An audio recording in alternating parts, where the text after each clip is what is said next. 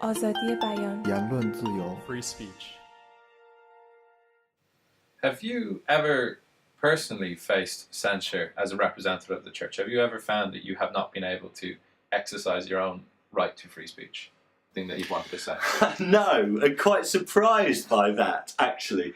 I remember when I first started writing for newspapers, I don't think I've told anybody about this.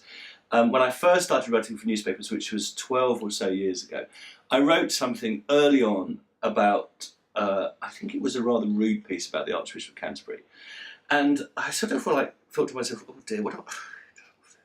And so I phoned up Lambeth Palace and I said, look, I've got to tell you, I'm writing this piece and this is the piece I'm going to write, and just so you know I'm going to write it. And they were very chilled about me writing it. I put the phone there and I thought, why did I ask? And, what was that about? And I was really young, and I wouldn't do that in a million years now.